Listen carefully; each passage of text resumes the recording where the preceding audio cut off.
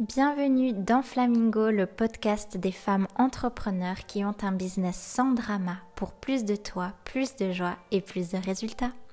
Je suis Magali, fondatrice d'Emana, ton hôte et ta coach pour ce podcast qui va t'activer, t'inspirer, te passionner et te transformer. Est-ce que toi aussi, comme les flamants roses, tu as tendance à perdre ton éclat et de ton rayonnement à force de t'occuper à outrance des autres et de te faire passer en second plan? Si c'est le cas, ce podcast va devenir ta nouvelle série préférée. J'ai eu envie vraiment d'inviter les femmes à goûter à mon univers au sein de vraies discussions profondes, sans filtre et au sein de coaching parce que oui, le coaching c'est la base. C'est vraiment ce qui nous permet de nous créer cette vie sur mesure, passionnante, pleine, où l'on revendique notre accès et notre droit à tout ce qui fait frétiller notre cœur. Tout avoir, oui, gagner plus, faire moins, ne plus s'épuiser. Et le coaching, c'est ce qui va nous rappeler que l'on est en sécurité de briller et de devenir sa priorité en réalisant ses rêves les plus grands et en transformant ses rêves en projets et accomplissements concrets. Je me réjouis pour toi que tu dégustes chaque épisode où tu découvriras des sessions de coaching puissantes avec des femmes merveilleuses, mais aussi plein de surprises. Alors installe-toi confortablement et laisse-toi toi aussi guider vers cette vie vibrante, colorée, libre, fertile, où tu te remets au centre et tu observeras tous tes projets et tout ton monde se sublimer. C'est parti pour l'épisode du jour. Dans l'épisode du jour, je vais coacher Fiona qui lance une offre incroyable en lien avec l'immobilier. D'ailleurs, si ça t'intéresse, je t'invite à écouter l'épisode et à voir dans la description l'offre exceptionnelle de Fiona.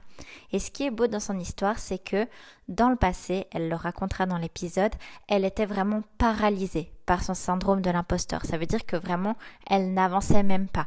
Et là, elle avance, elle fait des pas, un pas après l'autre, des petits pas et aussi des grands pas. Et on va décortiquer dans cet épisode comment finalement se défaire de cette croyance qu'on doit être parfaitement confiant et que cette petite voix de l'imposteur, elle est là pour nous déranger. On va explorer ça dans l'épisode, je te laisserai écouter. Mais personnellement, c'est un thème qui me fascine parce que souvent on croit qu'on doit être parfaitement confiant avant de pouvoir faire quelque chose tranquillement. Et on croit aussi que ce syndrome de l'imposteur, cette petite voix est très très très réelle et que c'est vraiment une preuve pour nous arrêter. Alors que personnellement, je suis convaincue que à chaque fois qu'on veut faire quelque chose qui nous tient vraiment à cœur, qui est important pour nous et qui va être bénéfique pour plein de personnes, tellement c'est grand, tellement c'est beau, tellement c'est créatif, qu'il y a le doute qui s'installe et c'est tout à fait normal. Et ensuite, on a deux choix face à ce doute. Soit plonger dedans et être paralysé ou vraiment s'alourdir la tâche, ou alors faire avec ce doute, faire avec la peur. Et finalement, qu'est-ce qui fait qu'il y a des personnes qui vivent une vie extraordinaire et d'autres pas? C'est la manière dont on réagit aux peurs qui se présentent et qui se présenteront tout le temps et la place qu'on leur accorde. Donc c'est exactement le thème que je vais aborder durant le mois de septembre dans l'école Emana avec un défi « J'ai peur, donc j'y vais ». 30 jours pour créer le changement dont tu rêves en étant audacieusement toi. Imagine pendant 30 jours de t'immerger dans un environnement stimulant et sécurisant à la fois, où tu te sentiras en sécurité dans ton corps, où chaque jour tu feras une action qui te rapproche de ton idéal, quel qu'il soit, peu importe où tu en es dans ton chemin d'entrepreneuriat de vie, imagine chaque jour faire une action qui te rapproche de ton idéal. Imagine transformer tes peurs en énergie d'action et de réussite. Imagine ce que ça donnerait de laisser de la place à la leader audacieuse qui est déjà en toi. Et imagine si, comme Fiona, tu n'étais plus paralysée par le syndrome de l'imposteur, mais que tu avances avec et que tu apprends justement à ne plus être autant dérangée par cette voix qui est là. Et imagine comment réaliser tes plus grands rêves un pas après l'autre, un jour après l'autre et sans t'épuiser.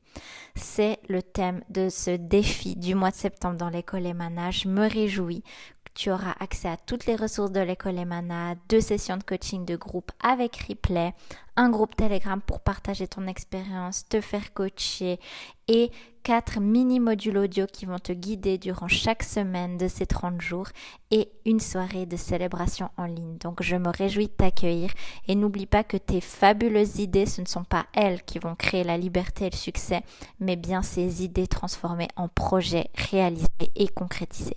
Donc je t'invite à te rendre dans la description de la vidéo pour en savoir plus. Hello Fiona, merci beaucoup d'être là avec moi aujourd'hui. Bah, merci de me recevoir. Alors, avec quelles questions ou problématiques ou questionnements tu aimerais commencer cette session?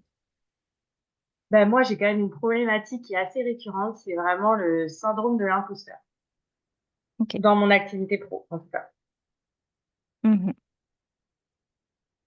Ok, alors est-ce que tu peux me dire un peu plus sur, ben voilà, concrètement, est-ce qu'il y a une situation dans laquelle il se, il se présente à toi, ce syndrome, enfin comment il se manifeste?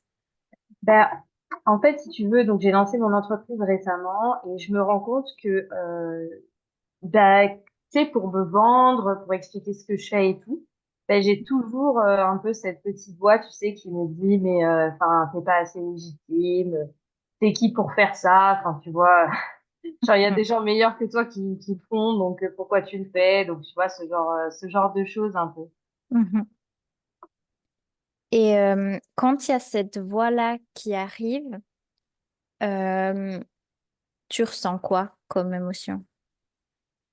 Moi, du doute, hein. Je pense que c'est vrai, c'est vraiment ce qui vient en premier. Mhm. Et quand voilà, quand tu as cette voix-là, ces pensées, ce doute, ensuite, par rapport à l'action que tu avais peut-être prévu de faire, qu'est-ce que tu fais?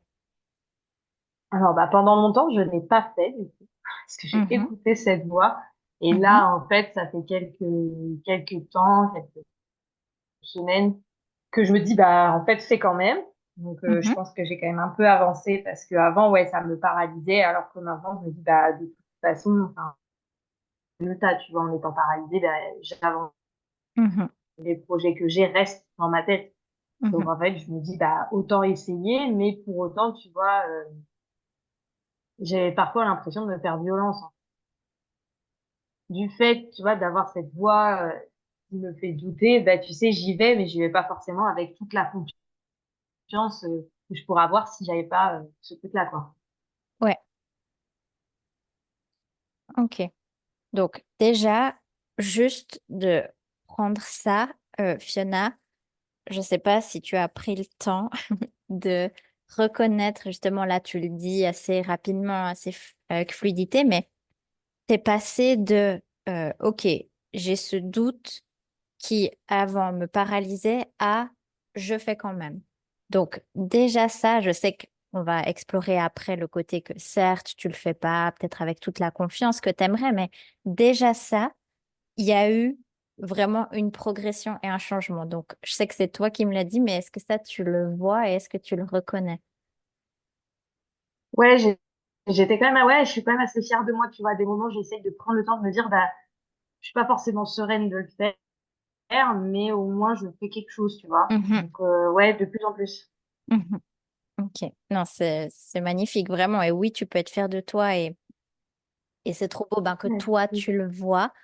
Et de déjà, juste ça, en termes de, on en parlera après, mais en termes d'identité, de plutôt que de te dire, ben, ce syndrome, ces pensées me paralysent, déjà là, maintenant, tu as accès et tu as des preuves que, OK, malgré ça, je peux quand même avancer. Donc, déjà ça, c'est énorme. Ensuite, tu as dit, donc en fait, là, du coup, j'ai l'impression que ce qui te dérange le plus, parce que, OK, maintenant, OK, tu passes quand même à l'action, mais t'as pas toute la confiance bah, que t'aimerais. Euh, Mm. à quoi ça ressemblerait la situation idéale, justement, par rapport à quand tu passes à l'action? Je sais pas comment expliquer. En fait, j'ai une autre activité à la base. Je fais du droit et je suis spécialisée en migration, tout ce qui est visa, titre de séjour et tout. Et tu vois, par exemple, dans ce domaine-là, j'ai pas de doute. C'est-à-dire que j'ai été vachement challengée. J'ai fait ça pendant quasiment 10 ans. J'ai Mhm. été très challengée. Je travaille dans plusieurs langues et tout. Mais tu vois, dans ce domaine-là, on va me poser une question. Au pire, je sais pas. Mais si tu veux, euh, je sais pas comment expliquer, mais de manière générale, je suis hyper sereine. Même quand je sais pas, bah, au pire, je dirais que je sais pas et je vais trouver l'info. Mais je sais pas, je suis hyper en confiance sur mon savoir, sur mon expertise et tout. Alors que dans mon activité actuelle, donc qui est l'immobilier, je me Mhm. suis formée, j'ai investi et tout ça. Donc tu vois, j'ai quand même maintenant une grosse expérience parce que ça fait 5-6 ans que je suis là-dedans aussi. Mhm. Mais je sais pas, tu vois, j'ai pas cette confiance, ce truc, et je pense aussi que c'est les réseaux parce que bah, je suis beaucoup de gens qui sont dans l'immobilier, qui font des trucs de ouf et tout. Et je pense que tu vois, c'est facile de se comparer aux autres et de se dire que bah du coup on est moins ci ou moins ça et de perdre aussi un peu en confiance. Donc, voilà, je sais pas comment expliquer le mot. Mhm. Non, non, mais c'est super clair, merci. Et je suis trop contente que tu mentionnes ça, justement aussi, ce point de comparaison que tu as avec ton activité dans le droit, etc. Où c'est beau parce que là, même entre toi et toi-même, tu as toutes les preuves que finalement, bah, même quand tu sais pas dans ton activité de droit, même quand tu sais pas, même avec tout ton savoir, toute ton expertise, si une fois il y a quelque chose que tu sais pas, tu as vraiment cette confiance en toi que tu vas être capable ben, de mobiliser des ressources, de trouver les réponses ailleurs. Tu as vraiment cette confiance-là, même quand tu sais pas. Donc là, c'est intéressant parce que donc là, tu parles finalement de ce syndrome dans ton activité par rapport à l'immobilier où tu as même toi-même amené les preuves que l'expérience, tu l'as, ça fait plusieurs années, etc. Tu as aussi personnellement testé beaucoup de choses, investi, etc. Donc, en fait, qu'est-ce qui te dérange dans le fait de pas avoir cette même confiance que tu as, par exemple, dans ton activité liée au droit? Bah, c'est la manière dont je me sens, tu vois, par rapport à quand je communique sur ce que je fais, tu vois, sur ce que je propose et tout, bah, j'ai pas du tout cette assurance-là, tu vois, je suis pas trop sereine, on va dire. Mhm. Ouais, alors certes, donc ça te déplaît parce que c'est pas agréable. Est-ce qu'il y a autre chose qui fait que du coup, tu aimerais que ce soit autrement ou bien c'est juste par rapport à ton ressenti? Bonne question, bonne question. Je sais pas trop, en fait, j'ai aussi ce truc où, comment expliquer? Bah, en gros, je propose quelque chose et évidemment, j'ai envie que les personnes qui vont me faire confiance trouvent ce que je leur ai, entre guillemets, promis, tu vois. Et ça, je me mets beaucoup de pression en me disant, bah, tu vois, sur l'immigration, j'ai aucun doute parce que j'ai fait 500, 600 dossiers, j'ai participé au dernier projet de loi, enfin, tu vois, j'ai vraiment une grosse Mhm. assise là-dessus. Donc, je sais très bien, voilà, A plus B, ça va exactement à cet endroit-là. Mais c'est vrai que dans ma nouvelle activité, forcément, ben là, c'est assez récent. Je pense que j'ai pas non plus, tu vois, cette expérience où après, je me dis, de toute façon, c'est sûr que la personne qui va me faire confiance, à la fin, elle se sentira comme ça, elle aura vraiment eu bah, les choses pour lesquelles elle est venue et tout, Mhm. du fait que ce soit une nouvelle activité, tu vois. Oui. Donc en fait, alors voilà, ce qui est pas agréable dans le fait que t'as pas 100% confiance, c'est à la fois, ben, pour toi, c'est pas agréable de ressentir ça, et aussi tu as l'impression que du fait que t'as pas 100% confiance, ça vient peut-être faire que tu peux moins assurer une garantie aux personnes qui seront dans tes offres. Ouais, c'est un peu ça. En tout cas, je me mets vachement la pression parce que j'ai peur que les personnes qui viennent et qui me font confiance soient déçues, tu vois. Et je me mets Ok, beaucoup la pression par rapport à ça. ok.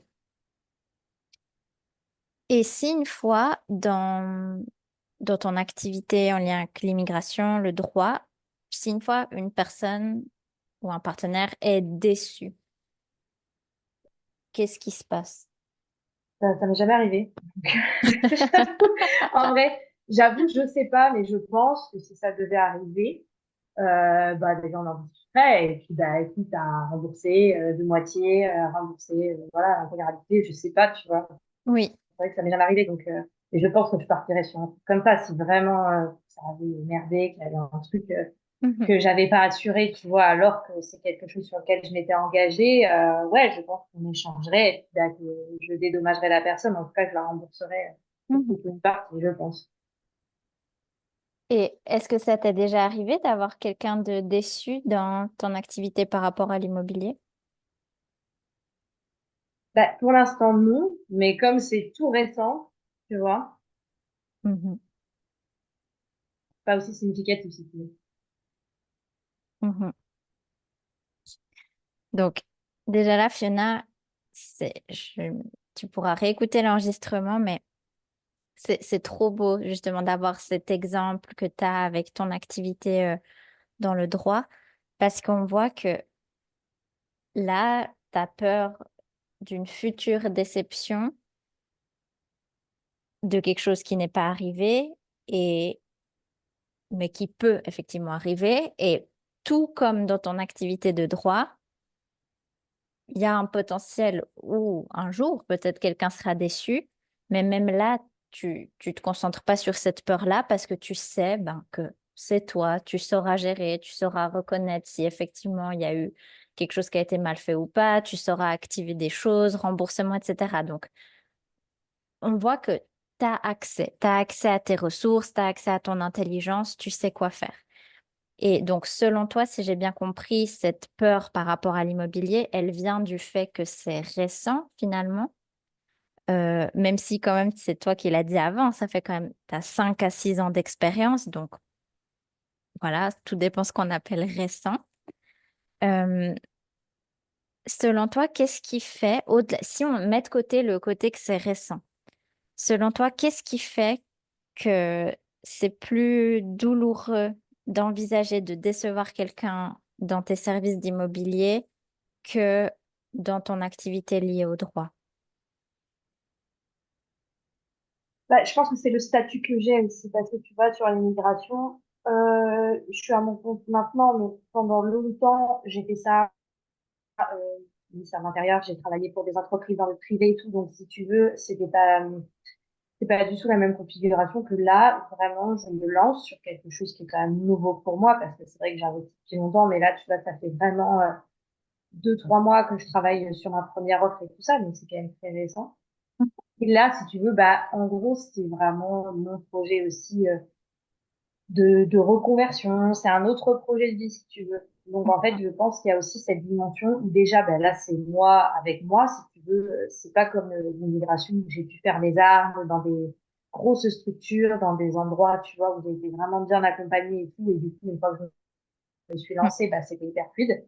Là, voilà, je construis tout toute seule. C'est la première fois que voilà, j'ai une entreprise Mhm. dans l'immobilier et tout ça. Je fais le genre d'offre que j'ai jamais conçu auparavant. Donc, je pense qu'il y a tous ces paramètres-là, tu vois, qui rentrent en compte. Oui, complètement. Et c'est vraiment vrai dans le sens que c'est nouveau, c'est quelque chose que tu n'as jamais fait avant de cette manière-là, etc. Donc, c'est beau parce qu'on voit que il y a à la fois cette comparaison avec ton activité dans le droit où tu te dis, mais voilà, là, je me sens pas du tout comme un imposteur et là, oui. Donc, certes, il y a des choses qui peuvent être comparées, mais je suis pas sûre, même dans tes premiers mois dans ton activité liée au droit, je suis pas sûre que tu as ressenti exactement les mêmes peurs que tu as aujourd'hui. Ah, c'était un peu différent parce que là, j'ai pas commencé pareil. Déjà, j'avais pas non plus le même âge. Mais, Mhm, je suis rentrée. En fait, moi, j'ai commencé à me spécialiser en droit parce que je suis rentrée en stage au ministère de l'Intérieur. J'étais encore en mhm, master. Et en fait, je suis rentrée comme ça. Et là, c'était encore autre chose. En fait, juste, je comprenais rien à ce que je faisais. Franchement, au début, sans rire, je me suis dit, mais qu'est-ce que je fais là? mhm, C'est tellement niché comme domaine, mhm, avec toutes les terminologies qu'ils ont, le vocabulaire. Je connaissais pas forcément les dispositifs à l'époque et tout. Et puis en plus, ça change tous les ans en France. mhm, L'immigration, c'est vraiment un sujet très politique, donc on a des textes tout le temps. mhm, Et vraiment, en fait, je me sentais submergée quand j'ai mhm, commencé le droit politique publique migratoire. mhm. vois, donc ouais, c'est pas la même sensation, mais c'était pas la même configuration non plus. Mhm, Mais pour autant, je me disais, mais mon Dieu, est-ce que je vais y arriver un jour, quoi, à assimiler tout ça, à maîtriser, à avoir une vraie expertise. mhm, Donc voilà, en ça se rejoint. mhm. Donc oui, donc effectivement, tu avais quand même une forme de doute, un besoin d'adaptation, beaucoup de choses à apprendre, etc., comme je pense chaque chose dans tous les domaines de ta vie. Donc c'est intéressant de voir que quand on se met à comparer deux situations, bah, soit on compare à fond jusqu'au bout pour vraiment trouver des points communs ou des différences, ou alors si maintenant on reste dans le présent et qu'on regarde un petit peu le futur de ton activité, euh, c'est intéressant enfin après je te dirai ce que je vois si tu veux, mais c'est intéressant de voir que dès le début, tu as dit, quand je t'ai demandé comment se manifestait ce syndrome, tu as dit quand je m'apprête à me vendre. Euh, qu'est-ce que tu entends par me vendre? Bah, vendre, ouais, mon expertise, vendre mon offre. Mhm. Ok. Euh, et du coup, ah oui, je t'ai posé avant la question par rapport au droit, si une fois quelqu'un est déçu, et en plus, enfin, c'est jamais arrivé, mais tu as un peu des idées de comment tu t'y prendrais. Si une fois quelqu'un est déçu, par rapport à ton offre dans l'immobilier, qu'est-ce qui se passe? Bah là, ce sera un peu différent parce que c'est pas du tout la même configuration d'offre, si tu veux. Là, Mhm, je suis vraiment sur un immobilier. C'est vraiment quelque chose qui est à petit prix, qui est sans engagement. Donc, en fait, pour moi, bah, si la personne n'est pas satisfaite, de toute façon, elle part. Et en fait, si tu veux, comme elle peut partir quand elle veut et qu'on parle vraiment de sommes inférieures à 10 euros par mois, il y a beaucoup moins d'enjeux. Sur mhm, l'immigration, on est quand même sur des trucs à étiquette, tu vois. mhm, Un dossier, en moyenne, c'est entre 1005 et 4005 si tu as une famille, quoi. Donc, on n'est mhm, pas du tout sur les mêmes tarifications. Et ouais, sur l'immobilier, je voulais vraiment quelque chose qui était à petit prix pour permettre un maximum de femmes de gagner en indépendance financière et à la fois qui était sans engagement. Tu vois, un peu comme la salle de sport, tu le résilies quand tu veux et puis voilà. mhm, Donc, bah, si la personne n'est pas satisfaite, donc, je pense qu'elle me le fera savoir, j'espère, en tout cas. Et puis après, elle peut résilier. Donc, voilà. Donc, du coup, euh, quant au syndrome de l'imposteur, il se manifeste par rapport à, mais si les gens vont être déçus, en fait, là, c'est bon, du coup, grâce à ton offre, t'as pas peur d'être déçu. Bah, quand même, parce que je veux dire, une personne qui est déçue et qui part, ça reste quand même une personne qui est déçue, tu vois. Donc, Oui, je voilà, c'est vois. en ça que je dis, j'espère qu'elle m'en fera part, parce qu'après, je pense que tout est perfectible, même quand on est très bon dans son domaine. Donc voilà, tu vois, c'est quand même ce truc de, à la fois, je sais que je pourrais pas forcément satisfaire tout le monde, parce qu'il y a des gens qui auront des attentes, qui seront peut-être pas, tu vois, qui seront projetés, qui seront peut-être pas ce que moi, concrètement, je propose.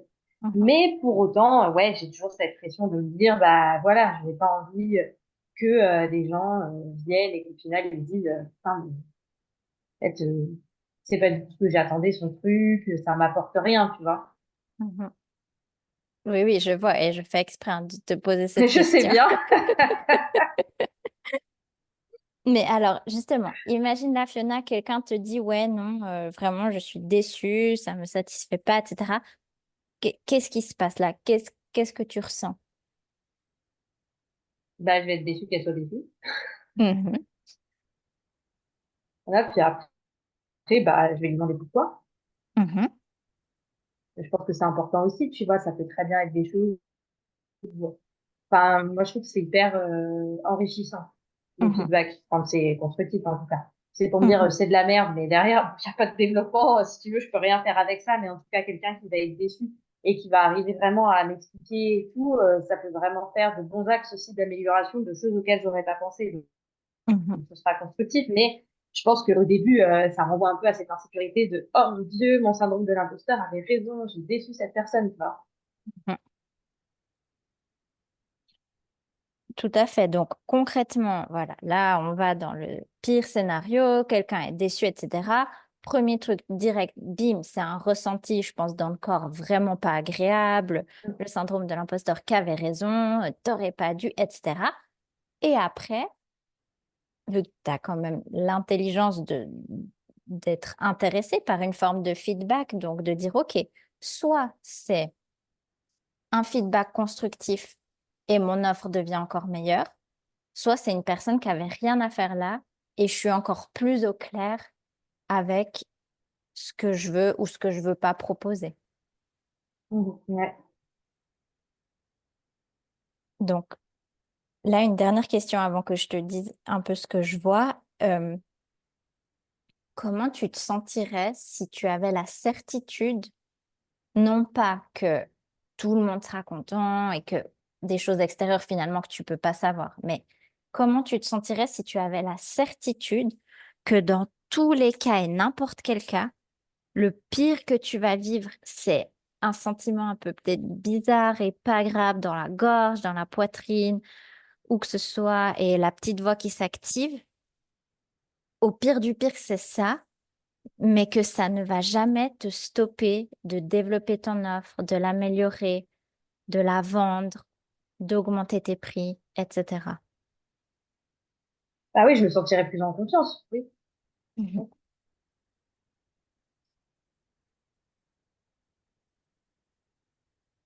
Et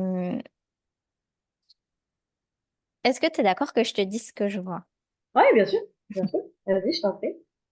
Donc, déjà, Fiona, bravo parce que, enfin, pour aussi avoir eu la chance de te voir aussi te développer dans tes projets, c'est énorme comme t'as vraiment, t'es en mouvement en fait. C'est toi qui l'as dit, t'as même eu cette preuve que tu n'es plus paralysé par ce syndrome. Et je pense que le problème avec ce syndrome de l'imposteur, c'est que on met toute notre énergie dessus en espérant qu'un jour il soit plus du tout là. Mais en même temps, on a un peu une relation bizarre et toxique avec parce que c'est comme s'il est pas là, c'est comme si là non plus ça va pas parce qu'on se dit mais attends, bref, qui je suis pour faire ça, etc. Donc j'ai vraiment l'impression, Fiona, que il y a, là je vais le dire comme si c'était hyper normal, mais ça veut pas dire que que c'est pas désagréable, mais en fait, ce qui se passe, c'est que cette offre en lien avec l'immobilier, c'est vraiment mais le truc qui tient le plus à cœur. C'est vraiment quelque chose qui vient de toi, qui vient de tes expériences, de tes envies, de ta créativité. C'est pas quelque chose, voilà, comme tu disais, le droit, tu t'es retrouvé un peu là, dans un endroit très niché, t'as appris, etc. Certes, t'as été submergé, mais là, l'immobilier, c'est en lien avec tes choix personnels, en lien avec tes propres expériences d'investissement, en lien aussi avec ta vision que tu as pour ta vie, une forme de liberté, d'indépendance. Donc, c'est vraiment un truc à toi qui a changé ta vie et tu as vraiment envie d'accompagner des femmes à vivre et ressentir les mêmes choses que toi et à peut-être leur donner des outils, hein, des ressources auxquelles toi, peut-être, tu n'avais pas accès et que ça t'aurait fait du bien. Donc, ça vient vraiment de ton cœur.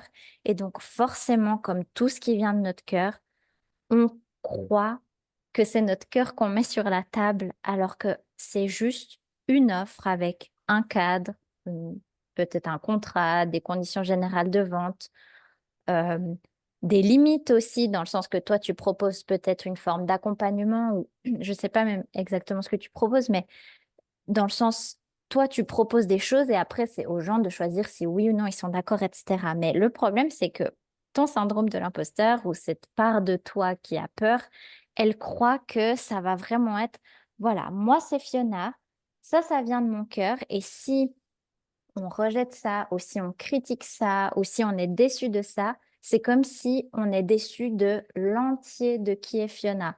C'est comme si là, vraiment, Fiona, t'as raté, tu m'as déçu, etc. Alors qu'en fait, c'est juste, entre guillemets, une offre. Et du coup, évidemment que ce syndrome, il est là, et c'est beau parce que il y a eu un stade où tu étais paralysée, maintenant tu agis avec, et peut-être qu'il sera là toute la vie. Moi, je pense que c'est finalement assez sain qu'il soit là parce que les vrais imposteurs, je pense qu'ils se posent même pas toutes ces questions. C'est ça. Et de nouveau, ça veut pas dire que si on se pose plus ces questions, Ça veut pas dire que du coup on a un imposteur, mais les vrais imposteurs, ils se posent pas toutes ces questions-là. Donc, ok, t'as cette petite voix qui te dit, bah, pourquoi pas, pour qui tu te prends, etc. T'es qui pour faire ça? Ben, après, il y a des exercices que tu peux faire ou vraiment rentrer là-dedans et dire, bah, concrètement, ok, pourquoi pas moi? Qui je suis pour faire ça? Ça, c'est une chose, mais Fiona, vraiment, là, tu as peur de ressentir une émotion désagréable. C'est la seule chose, entre guillemets, qui te retient, parce que ça ne te bloque pas, tu avances quand même, mais tu as peur de ressentir une émotion, elle te retient d'aller à fond. Et ça, c'est à toi de voir si ça résonne avec toi, mais je me demande si ça te retient pas aussi de faire les choses vraiment comme t'aimerais. Par exemple, je sais que toi, ça te tient à cœur de faire des prix accessibles, etc. Tu veux vraiment donner cet accès.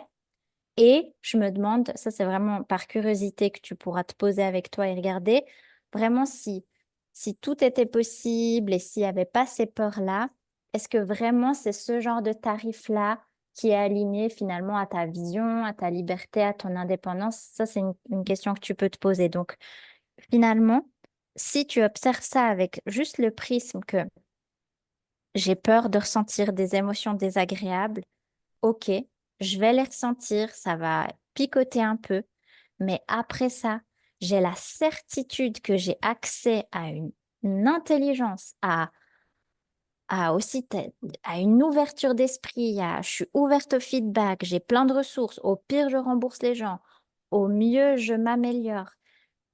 Si j'avais la certitude qu'en fait, quoi qu'il arrive, je vais gérer, quelles actions je poserai et avec quelle énergie et avec quelle audace. Et donc, j'ai vraiment l'impression que tout ça, ces doutes et cet inconfort, c'est simplement parce que ça te tient tellement à cœur et que t'as pas envie qu'on vienne finalement invalider qui tu es en peut-être invalidant ton offre, alors que ça a rien à voir. Ouais, ouais, non, mais oui, oui, c'est une très bonne approche. De toute façon, comme tu l'as dit, je pense que quand c'est des choses qui tiennent à cœur, forcément, on met beaucoup d'affect dedans. Alors que voilà, au final, ça veut rien dire de ce qu'on est. C'est juste un truc qu'on propose à un moment donné. Donc ça, c'est clair. Mais en tout cas, pour répondre à ta question des prix, parce que ça, la réponse, je l'ai déjà. C'est vraiment une volonté de ma part. En tout cas, sur cette offre-là, c'est vraiment ce que je veux faire. Voilà, un truc à petit prix, abonnement mensuel et tout. Ça me tient vraiment à cœur. Après, j'ai d'autres idées pour d'autres offres, tu vois, où là, ce sera Mhm, pas du tout le même prix d'entrée et je suis très OK avec ça. Mais voilà, celle-là, c'était vraiment une volonté de ma part, surtout dans ce contexte. mhm. Et tu vois, la manière dont tu le dis, comme là, c'est intéressant parce qu'au début, voilà, tu parles de syndrome de l'imposteur, de doute. Et là, alors certes, peut-être qu'il n'est pas présent avec nous en ce moment, mais là, comme tu parles, moi, j'ai toujours été impressionnée en t'entendant parler justement de ton assurance, de tes convictions. Et même là, tu vois, tu parles du prix. C'est comme ça que tu veux faire maintenant et tu vas pas faire autrement. Donc, quand ce syndrome de l'imposteur, il arrive, comment tu pourrais certes, ben, l'accueillir, pas le rejeter, même lui ouvrir grand les bras et avoir la foi que tu es capable de te reconnecter justement à cette conviction que tu as et cette détermination qui a fait que tu as accompli je ne sais pas combien de choses extraordinaires dans ta vie. Bah là, en tout cas, ce qui marche, c'est vraiment de me raccrocher à ma vision, tu vois, me dire, bah, de toute façon, si je veux arriver à ce que je visualise, à un Mhm. moment donné, il va falloir que je bouge. Parce que j'ai bien vu que l'inertie, oui, ça me protège d'émotions inconfortables. Mais en fait, enfin, je veux dire, ça me protège, entre guillemets, aussi de la vie que je vais avoir, tu vois, et de l'impact aussi que je vais avoir. Mhm. Donc, je sais que l'inertie, c'est pas la bonne solution. Donc, en fait, j'essaie de me rappeler ça. Et là, c'est comme ça que j'arrive à avancer, en fait. Mhm. Petit pas par petit pas, en fait. Mhm. C'est énorme, Fiona, et vraiment, et ça se voit en fait que là, tu es en mouvement. Donc, en observant tout ça, comment tu te sens et comment tu as envie de continuer à faire les prochains pas. Ben, je me sens, bah, de toute façon, je pense que ton approche est juste, hein. C'est aussi ce que je soupçonnais. Après, je vais continuer comme ça et je pense aussi que la confiance vient, dans mon cas en tout cas, avec l'expérience. Mhm. Après, moi, je crois beaucoup au human design et mon profil, voilà, pour ceux qui connaissent, je suis 3-5. Et donc, forcément, moi, j'ai quand même un gros truc avec le fait d'expérimenter. Et c'est aussi dans l'expérience que j'apprends et que je prends confiance. Donc, je sais aussi que, en fait, plus je vais avancer, plus ce sera facile, tu vois. Enfin, en tout cas, moins ce sera difficile par rapport à mon propre ressenti. Donc je sais que voilà, il faut que j'avance. Et, entre guillemets, le plus inconfortable, c'est maintenant. Mhm. Mhm. Et c'est vrai, ça, je te rejoins complètement que on croit, enfin, justement, souvent, ce qui nous bloque de faire l'action, c'est qu'on ressent qu'on n'a pas assez confiance, alors que vraiment, si on regarde toutes les personnes qui ont accompli des choses selon ce qui nous parle et ce qu'on peut admirer ou être inspiré, c'est souvent des personnes qui ont fait, justement, malgré la peur, malgré l'incertitude. Même toi, dans ton travail dans le droit, que tu as acquis vraiment une solide expérience, mais il arrive encore peut-être des moments où tu sais pas, et c'est justement plus toutes tes compétences de mobiliser des ressources qui t'aident plutôt que de la pure connaissance. Donc, vraiment, ça, je pense que c'est tellement important de pas attendre d'avoir confiance pour agir. Et tu le Mm. fais très bien, Fiona. Vraiment, j'insiste de prendre ce temps de toi, de justement, tu as testé le mode inertie, comme tu as dit, le mode inaction, et puis ben, en toute neutralité, ben, il n'y a rien qui se passe dans ces moments-là. Par contre, là, tu es en mouvement, tu es en action. Donc, juste même si la prochaine fois que le syndrome il se manifeste, ben, tu peux dire, ah, ok, tu es là, ben, ok, ben, pas de souci, moi, j'avance quand même, quoi. Mm. Ouais, ouais, ouais. En tout cas, c'est le but. Et je vais tout faire pour continuer dans cette voie-là, quoi. Mhm. Et dernière question, est-ce que tu as déjà regardé un petit peu dans ton corps comment il se manifeste ce syndrome? Non, jamais fait attention. Ok. Bah, Mais du coup, je vais faire attention. ouais, tu pourrais regarder parce que tu identifies le doute, mais tu pourras voir justement où il est ce doute dans ton corps et des fois avant de se raccrocher aux pensées, parce que je sais que en théorie, tu sais tout. Enfin, on sait tous tout. On sait qu'il faut agir malgré la peur, on sait que blablabla, mais des fois, ça nous aide pas. Donc plutôt Mm. de voir, ok, là, le doute, c'est, j'en sais rien, je ressens ça dans la poitrine. Bah, avant même de changer la pensée, je vais juste passer un moment dans cette sensation, voir qu'est-ce qui me ferait du bien, est-ce que je dois m'étirer, danser ou n'importe quoi. Et ensuite, Ouais. après, ben là, en fait, ça passe et je peux continuer, en fait. Ok, ouais, c'est intéressant. Ok, ouais, je vais regarder de ce côté-là parce que c'est vrai que j'ai pas du tout fait attention vraiment au ressenti corporel. Ouais, carrément. Trop bien. Bah, je suis contente si ça te permet d'avoir autre chose sur quoi te concentrer parce que certes, les pensées, je sais que toi aussi, tu es une experte, hein, tu as déjà travaillé beaucoup, beaucoup sur ça, le mindset, et je sais que moi aussi, avant, je Mm. parlais que de ça, mais que ce soit pour moi maintenant, moi personnellement et moi dans mon approche avec mes clientes, vraiment maintenant, le corps, c'est indispensable parce que de vouloir changer une pensée juste par sa tête, pas que ça sert à rien. Il y a des moments d'auto-coaching, des moments de journaling, etc. Mais vraiment passer par le corps, c'est parce qu'en fait, c'est lui. Tu vois, tu parlais du mode paralysie, c'est le corps qui se met en mode paralysie, qui stoppe tout et qui fait qu'après, Mm. on fait des actions pas alignées. Alors que si on arrive à apaiser le corps en premier et ensuite revenir à la sagesse, là, vraiment, ça change tout. Ouais, ouais, c'est clair. Non, non, c'est vrai que c'est une bonne approche que j'ai pas du tout exploitée encore. Donc, je vais regarder de ce côté-là. Parfait. Alors, est-ce que tu as encore une question, une chose que tu aimerais dire, affirmer avant qu'on conclue? Non, mais je voulais surtout te remercier pour ce moment, pour cet échange très instructif. Je pense que je le réécouterai quand ça sortira. Mais en tout cas, voilà, merci beaucoup pour ça. Avec plaisir. Et oui, vraiment. Fiona, je t'invite à réécouter, te poser, t'entendre, toi, dire les choses et voir justement comment tu te sens là maintenant qu'il y a ça qui est sorti, comment tu te sens, est-ce qu'il y a peut-être même une forme d'impatience en toi ou tu dis oui, non, mais je sais, mais voilà, des fois on a envie que ça aille plus vite. Enfin, vraiment le fait de te réécouter, tu vas pouvoir voir aussi comment tu te sens par rapport à tout ça. Et pour conclure, justement, tu nous as parlé de ton offre et c'est magnifique parce que en général, j'ai l'impression que les personnes qui prennent tellement à cœur leur offre, c'est souvent un signe de qualité exceptionnelle. Donc, je suis sûre qu'il y a des femmes qui ressentent les mêmes doutes que toi, tu ressens. Mais par exemple, quand il s'agit d'investir, de faire leur premier achat immobilier, etc., est-ce que tu es d'accord de nous dire juste en quelques mots de quoi il s'agit, cette offre, enfin par rapport à cette offre?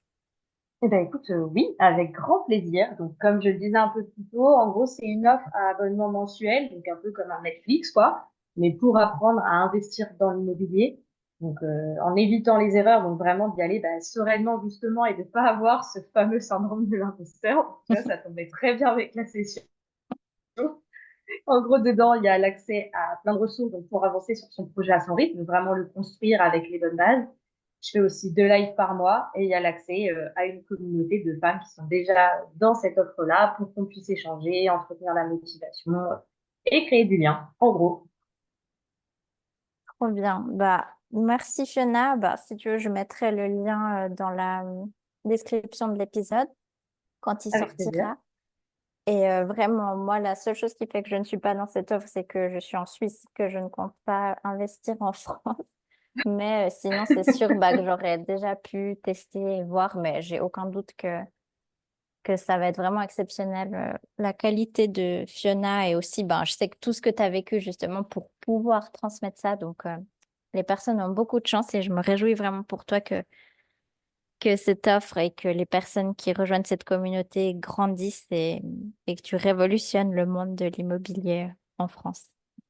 Merci beaucoup. Merci, ça me touche beaucoup.